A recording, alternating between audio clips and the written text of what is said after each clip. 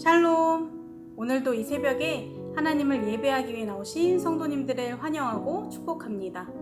오늘 하나님이 우리에게 주시는 말씀은 민수기 30장 1절에서 16절까지의 말씀입니다. 제가 봉독하겠습니다. 모세가 이스라엘 자손 지파의 수령들에게 말하여 이르되 여호와의 명령이 이러하니라. 사람이 여호와께 서원하였거나 결심하고 서약하였으면 깨뜨리지 말고 그가 입으로 말한 대로 다 이행할 것이니라. 또 여자가 만일 어려서 그 아버지 집에 있을 때에 여호와께 서원한 일이나 스스로 결심하려고 한 일이 있다고 하자. 그의 아버지가 그의 서원이나 그가 결심한 서약을 듣고도 그에게 아무 말이 없으면 그의 모든 서원을 행할 것이요 그가 결심한 서약을 지킬 것이니라. 그러나 그의 아버지가 그것을 듣는 날에 허락하지 아니하면 그의 서원과 결심한 서약을 이루지 못할 것이니 그의 아버지가 허락하지 아니하였은즉 여호와께서 사하시리라. 또 혹시 남편을 맞을 때에 서원이나 결심한 서약을 경솔하게 그의 입술로 말하였으면 그의 남편이 그것을 듣고 그 듣는 날에 그에게 아무 말이 없으면 그 서원을 이행할 것이요 그가 결심한 서약을 지킬 것이니라. 그러나 그의 남편이 그것을 듣는 날에 허락하지 아니하면 그 서원과 결심하려고 경솔하게 입술로 말한 서약은 무효가 될 것이니 여호와께서 그 여자를 사하시리라. 과부나 이혼당한 여자의 서원이나 그가 결심한 모든 서약은 지킬 것이니라. 부녀가 혹시 그의 남편의 집에서 서원을 하였다든지 결심하고 서약을 하였다 하자. 그의 남편이 그것을 듣고도 아무 말이 없고 금하지 않으면 그 서원은 다 이행할 것이요 그가 결심한 서약은 다 지킬 것이니라. 그러나 그의 남편이 그것을 듣는 날에 무효하게 하면 그 서원과 결심한 일에 대하여 입술로 말한 것을 아무것도 이루지 못하나니 그의 남편이 그것을 무효하게 하였은즉 여호와께서 그 부녀를 사하시느니라. 모든 서원과 마음을 자제하기로 한 모든 서약은 그의 남편이 그것을 지키게도 할 수 있고 무효하게도 할 수 있으니 그의 남편이 여러 날이 지나도록 말이 없으면 아내의 서원과 스스로 결심한 일을 지키게 하는 것이니 이는 그가 그것을 들을 때에 그의 아내에게 아무 말도 아니하였으므로 지키게 됨이니라. 그러나 그의 남편이 들은 지 얼마 후에 그것을 무효하게 하면 그가 아내의 죄를 담당할 것이니라. 이는 여호와께서 모세에게 명령하신 규례니 남편이 아내에게 아버지가 자기 집에 있는 어린 딸에 대한 것이니라. 아멘. 사람의 심리가 가장 급변하는 때는 언제일까요? 저는 이렇게 생각합니다. 상황이 너무 급하고 큰일 날 듯한 위기가 왔고 지금 당장 이 문제가 해결돼야 숨을 쉴 수 있는 상황. 그리고 이 모든 것이 해결된 뒤 이때가 사람의 심리가 가장 요동치고 이리저리 왔다 갔다 하지 않을까 싶습니다. 문제 해결을 위해선 뭐든 할 것처럼 다짐하지만 문제가 해결되면 내가 언제 그랬지? 하는 모습을 보일 때가 많이 있습니다. 이런 상황이 가장 많이 발생하는 때는 언제일까요? 영화나 드라마를 보면 목숨이 위협받고 있을 때, 내가 사고친 것이 들통나기 직전에 보통 이런 상황들이 발생하곤 합니다. 어떻게든 살고 싶고 어떻게든 사고가 드러나지 않도록 하기 위해 수단과 방법을 가리지 않고 지키지도 못할 약속을 하면서 상황을 모면하려고 합니다. 겨우 상황을 벗어나고 나면 언제 그랬냐는 듯이 모른 척하며 넘어가는 것이 대부분입니다.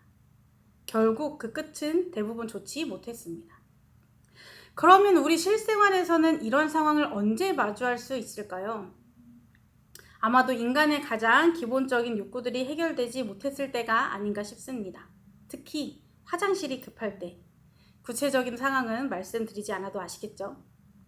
다들 한 번쯤 겪어봤을 상황입니다. 오죽하면 화장실 들어갈 때 마음 다르고 나올 때 마음 다르다라는 속담이 있을 정도니까요. 겪어보신 분들은 아시겠지만 진짜 정말 너무 힘듭니다. 그래서 이 상황을 벗어날 수만 있다면 뭐든 하겠다는 그런 마음이 생기죠. 그리고 급한 불이 꺼지고 나면 세상 평안한 얼굴을 하면서 다짐했던 것들을 싹 잊어버리게 됩니다. 그런데 이런 모습들은 우리 신앙생활에서도 흔히 볼 수 있는 모습 중 하나입니다. 혼자서 해결할 수 없는 문제가 생겼을 때, 하나님이 아니면 도저히 문제가 해결되지 않을 것 같을 때, 많은 상황 속에서 하나님의 도움이 필요할 때, 그런데 이것이 하나님을 위한 것이 아니고 내 욕심, 내 자아가 앞서는 상황에서 이런 문제들이 생겼을 때 우리는 하나님께 간이고 쓸개고 다 내어드릴 것처럼 기도하는 자신을 발견하게 됩니다. 하나님, 저 이것만 해결해 주시면 교회에서 열심히 봉사하겠습니다. 하나님, 저 이게 너무 필요한데 이것만 주시면 뭐든 할게요. 이렇게 기도할 때가 많이 있습니다.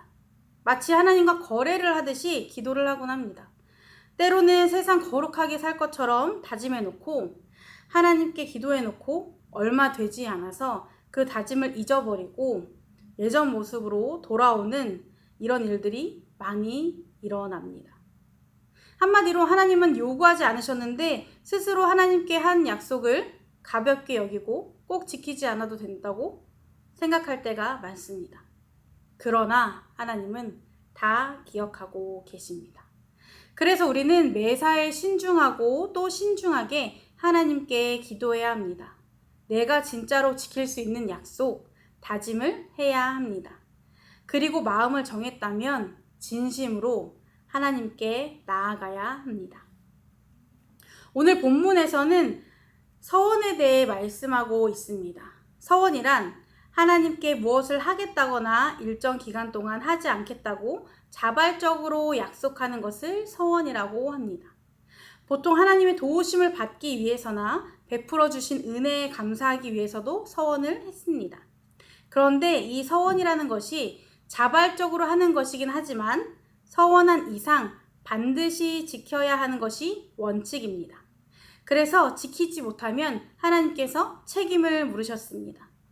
그러나 어떤 이유로 피치 못할 사정으로 이행하지 못했을 경우에는 속죄제를 드려 용서를 받을 수 있었습니다. 서원은 하나님과 하는 약속이고 그 무게만큼 큰 책임이 따르기에 서원은 함부로 해서는 안 되고 매사에 신중해야 합니다. 그래서 하나님은 오늘 본문 말씀을 통해 서원의 중요성 및 책임감에 대해서 말씀하시며 서원을 한 사람을 지키는 방법까지 말씀해 주십니다. 일단 서원의 원칙은 앞에서 언급한 것처럼 그대로 이행하는 것이 원칙입니다. 본문 말씀 2절에 사람이 여호와께 서원하였거나 결심하고 서약하였으면 깨뜨리지 말고 그가 입으로 말한 대로 다 이행할 것이니라 라고 말씀하고 있습니다. 여기서 말씀하는 서원과 결심하고 서약하는 것은 의미 차이가 있는데 쉽게 말해서 조건을 거는 것은 서원이고 결심하고 서약한 것은 조건을 걸지 않는 맹세라고 할 수 있습니다. 의미에선 차이가 있긴 하지만 둘 다 꼭 지켜야 하는 것은 맞고 지키지 못했을 경우 책임이 따르는 것도 똑같습니다. 그러면서 3절부터는 여자의 서원에 대해서 언급하고 있는데 이는 2절에서 언급하는 사람과는 조금 다릅니다. 2절에서 언급하고 있는 사람은 성인 남자를 지칭한다고 볼 수 있습니다.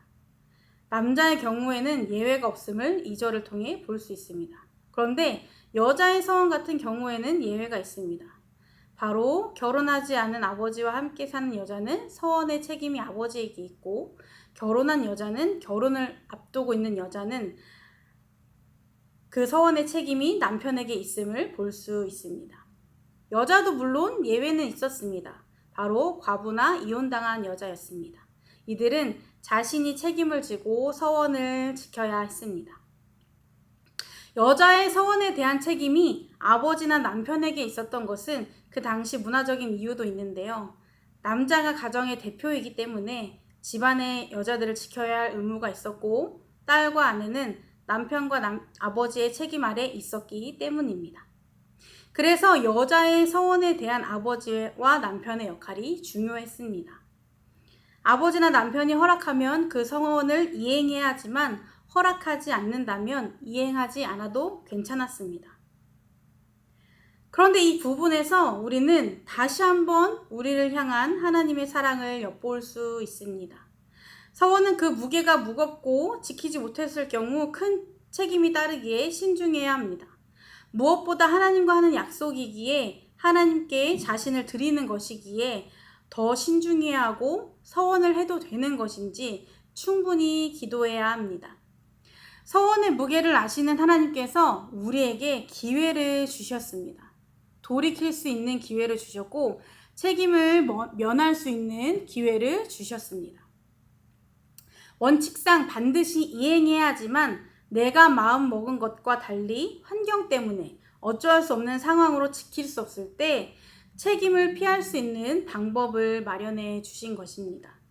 이것은 하나님이 우리에게 기회를 주신 것이고 이 기회는 우리를 향한 하나님의 사랑의 표현입니다. 그리고 우리에게 그만큼 진심으로 다가오시는 하나님이십니다. 하나님은 한 번도 우리를 향한 약속을 어기신 적이 없습니다. 반드시 지키셨습니다. 하나님이 지키신 언약의 성취 중 가장 대표되는 것이 바로 예수 그리스도입니다. 하나님은 언제나 자신이 만드신 사람들에게 진심이셨고 누구보다 잘 아셨기 때문에 우리를 구원하기 위한 방법까지 이미 마련해 두셨습니다. 그리고 지키셨습니다.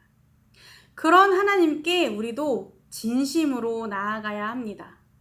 지키지도 못할 약속을 공수표 날리듯이 날리는 것이 아니라 하나님께서 우리에게 진심이듯이 우리도 하나님께 진심으로 마음을 드려야 한다는 것입니다. 그래서 우리가 하나님 앞에 무언가를 다짐할 때, 약속할 때 내가 꼭 지킬 수 있는 것인지 이것이 내가 진심인지 점검해야 합니다. 물론 상황에 따라서 환경에 따라 다짐한 것들을 지키기 어려울 수도 있습니다. 내 의도와 상관없이 어긋날 때도 있습니다. 연약하기에 놓칠 수도 있습니다. 그래서 하나님이 우리에게 사랑으로 기회를 주신 것입니다. 다만 의도적으로 어떤 급한 상황을 모면하기 위한 그런 다짐은 피해야 하고 조심해야 합니다. 화장실 들어갈 때 다르고 나올 때 다른 마음이 되는 것이 아니라 들어갈 때도 나올 때도 같은 마음이어야 합니다. 우리의 창조주신 하나님이 우리에게 신실하시기에 우리도 주인이신 하나님을 닮아 그 신실함을 따라야 합니다.